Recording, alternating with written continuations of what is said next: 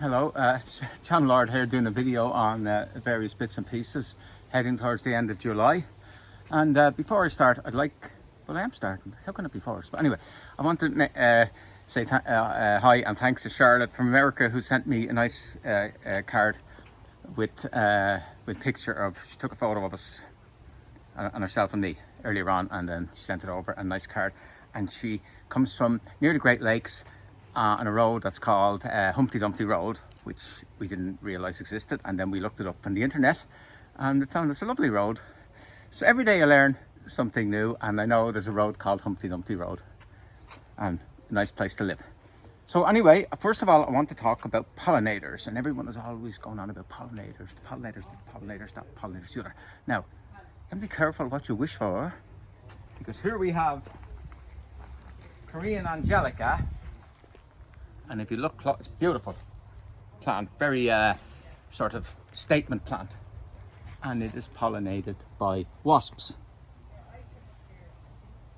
So if you don't like wasps, I actually has it happened quite like wasps, but if you don't want wasps, don't plant Korean Angelica. Can you see them? And there's always loads of them on it, not just, there's all packed the whole time. And I just wanted to mention another plant. Now, if you don't want a plant, if you want a nice pollinator plant, but you don't want one that's pollinated by wasps, I can recommend this Eucomis. This is not pollinated by wasps, so you won't have to worry about getting stung. It is pollinated by bluebottles. But aren't they entitled to pollinate as well? Like, you know, I mean, it's discrimination if only bees are allowed, so the bluebottles are allowed to have their day in the sun. So it's flies and bluebottles. And it doesn't have a lovely nectary scent, because what type of scent would attract bluebottles? Anyway, that's the fun bit. And now we, oh, look at this weed. Will we take it up? We'll give it a stay of execution because it's nice Angelica. No, it's not Angelica, because that's Angelica. But the reason I said it, it's belonged to the same family, the same carrot family. It's Fennel. Now we'll go through, which way will we go? Will we go to the bushes? No, we go this way here. I've planted up this area here. It's very dry with the pine tree and the sycamore tree. So I put some polypodium. Is it polypodium? It's a fern native to Ireland, and it will grow in very dry situations. It actually grows on minute, the Main Street minute polypodium ferns grow, but most people wouldn't notice it, but I notice it because I'm always looking around at plants, and it grows in the clefts of the trees along the main road in minute. I only had one or two fender benders watching the stuff up above. Most people are too busy watching the car in front. That's why I rarely do the driving. And it's a polypody, and that's a super. That is a super plant there. Not carrot. Look at it. It's seeding Amphiloides, Cappadocia, and there's still a little bit of blue flower. It's a member of the forget-me-not family, which are generally blue, and it's obviously very good in a dry situation, and it's evergreen and it flowers for ages. So we have polypody, this one here, and we have, of course, this spotted Pulmonaria for difference, so three difference. We have a bit of grassy Liriope. They don't do too well in Ireland. They're very popular in America. They use large amounts of them. It's called a turf lily because it has a flower like grape hyacinth. It's actually a member of the lily family. It's not a grass. Anyway, we're in here, and here's our pine tree, and it's very dry. So we put the soft shield fern, loads of it. We're going to put even more. We're just going to more or less all fern this, and there's an advantage of a small pot. The reason why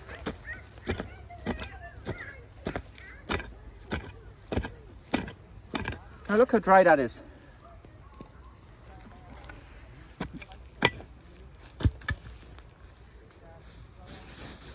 There you go. Now, we'll give that a good water, maybe once a week for a while, and then it's on its own, and they will thrive, and they get really big. And one of the reasons I like the soft shield fern, I do like it, but Helen Dillon said, the great gardener Helen Dillon said it was one of the best ferns, and she is rarely wrong about anything to do with gardening. And we come out and have a look here.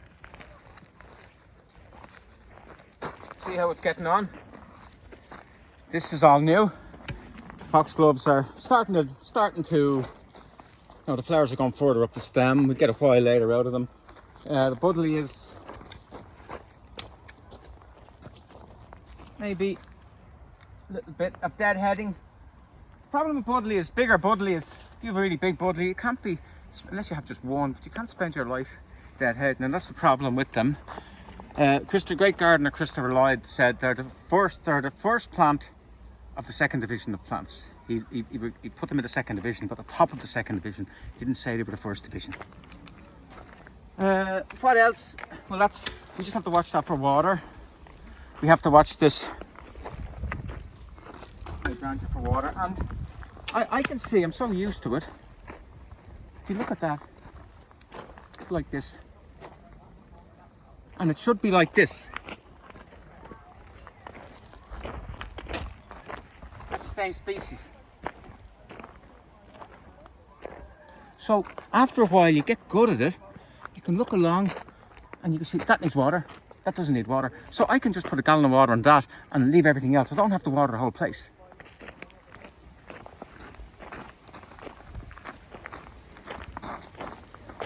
One little bit of water, and then I underplant it with the osteos, and the osteospermums, they're from South Africa, and they love South African conditions, lots of sun and dry conditions, and they flower for ages. Not particularly long lived, but any little bit will root, very easy to root. I've an osteo there, and I've one there. I have never grown this Lychnis in my life. I'm interested to see, will it be any good or will it be useless? Only one way to find out. Now we're going to go planting around here. We're going to do a bit of planting now, but first I'll mention this Veronicastrum, and I showed you the ones in a different video further out, and we had Chelsea chopped and they're much tighter. This is what happens when you don't. And this one is fascination because the flowers go flat. It's a play on the word fasciation, and that's what happens when you don't. In Ireland, where we have lots of rain, they can flop. Oh, look at this lovely. What's this? Very nice. Is that the same as that? I think that's either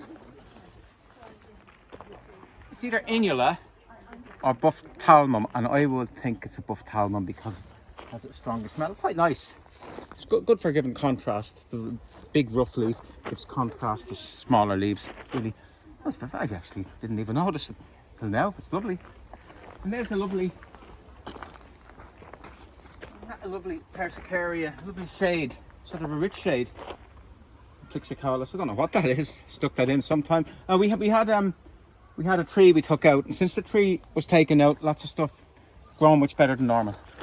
So anyway, we come to what we're going to do. Finish off the planting here. We have geranium here. We're going to put geranium here.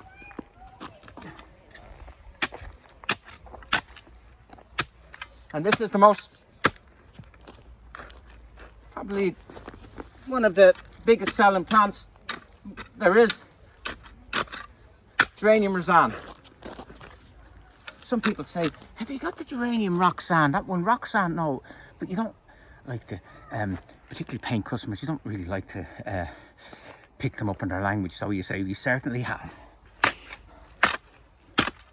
You can call it what they like. You know,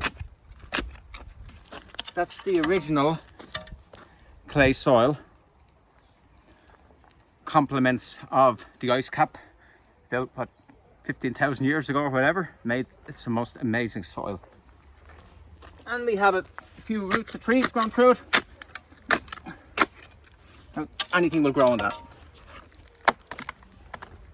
There we go.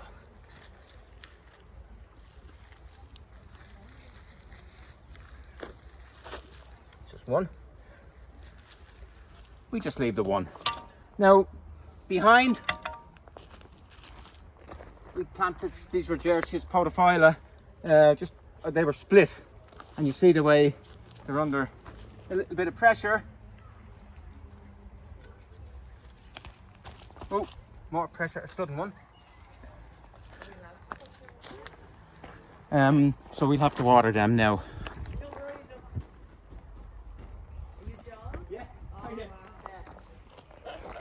We just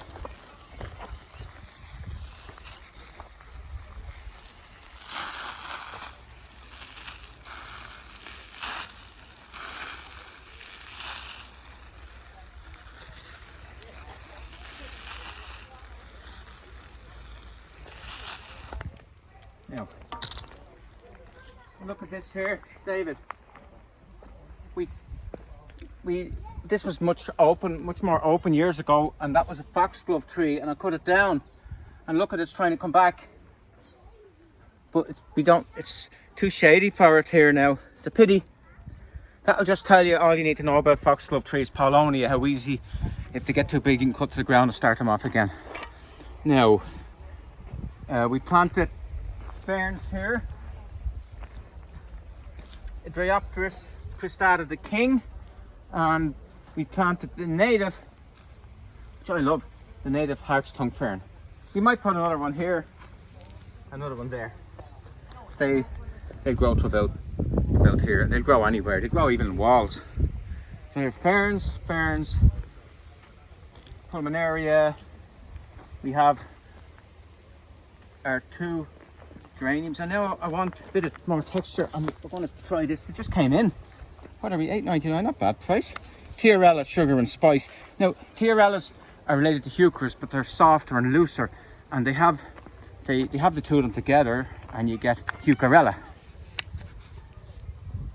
Tucra wouldn't have been as good. Tiarella, Eucomis. Call it Tucra, I suppose. But anyway, it's Tiarella. They flower for ages, unlike a lot of the Eucomis, and they're much more adaptable. So 4 of them there. And then we're going to put something with a large leaf, and to do that we have to go in here. I have to be very careful not to make an obvious opening, because the kids will use it as a rat run, so I have to be very careful.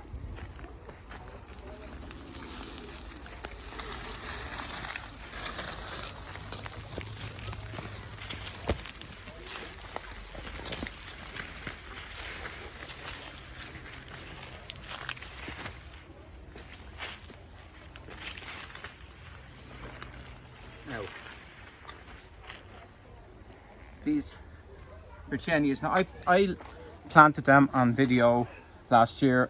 Bits I took up, broke up, put in the ground, and look at them. It's Balali. The reason I'm using this one is because it's very large leaf, and they're kind of lost here. Now, what Virginias need dry conditions, and they will grow in shade, but it cannot be dry enough for them.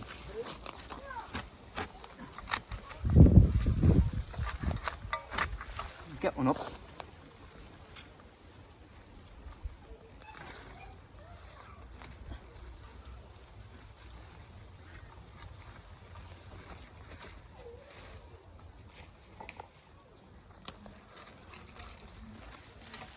Now, there's a lot of roots, but it's not the Virginia roots, it's the tree roots. Now, that's a good size. We'll just do one. See? Root there. Now, I could have left those there and went and did what I did last year, but I think they look better out there. I don't think we need to do anything with them. We don't need to cut the leaves or anything. I think they'll be 100%. And so we've got 4. We plant one, and look at this. It has flapped over a bit, the Hydrangea aspera, because the tree, there was a tree there. Take it out. It's a beech. I'm surprised it hasn't re-sprouted. Buddleja. I think that it was a volunteer.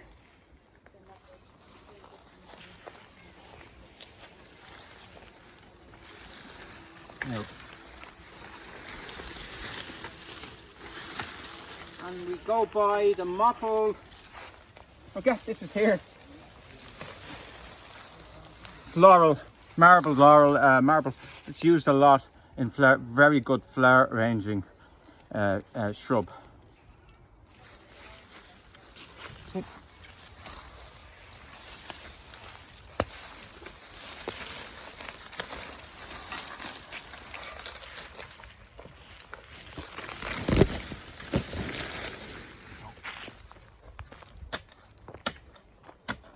Nice and dry here first. Of course, the paradox is it loves dry conditions, but it needs loads of water to establish. It seems contradictory.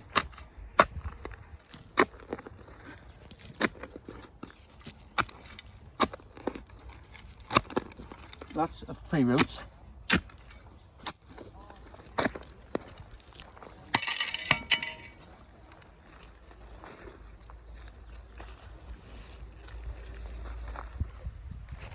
Now,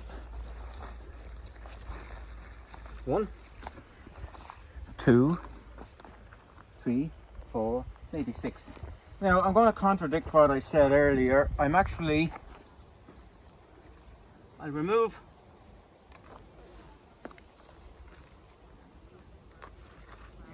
remove 3.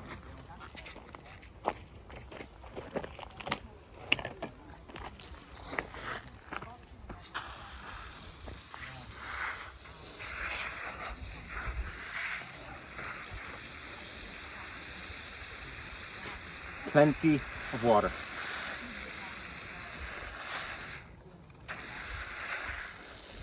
And plenty of water tomorrow, and maybe every second day.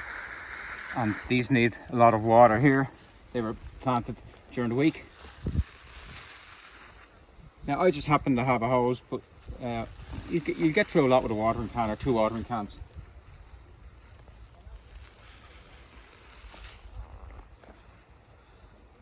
Now, I should spend about 10 minutes here to get them really soaked. But that's, and we plant one of our Tiarellas. We have here, from our Welsh brethren, we have the Welsh poppy. And what weed is this? What weed is that? That's Vitis vinifera. Vitis vinifera. Vin is to do with wine. That's a grapevine. There are grapes inside. Blackbirds eat them, and we get little grapes coming up everywhere.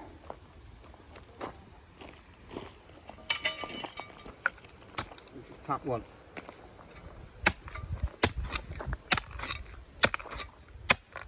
Oh.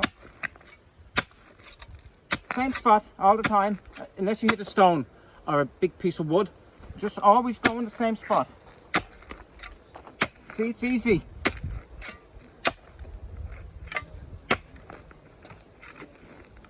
And if it's too much, bring your spade up a bit and, you know, like that. Don't.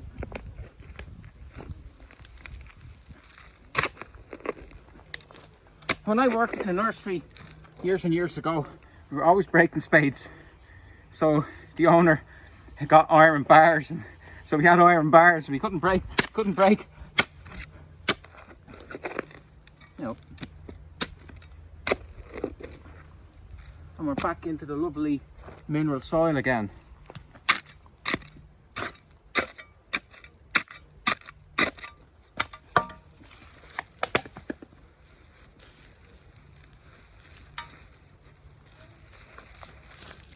And that's it. Now, I think, David, I'm going to spend a nice 10 minutes potting all this stuff on up because it's actually my day off today. But gardening is like plants. You don't ever get really a day off because plants never get a day off because they keep growing the whole time. You don't have a 40-hour week for plants.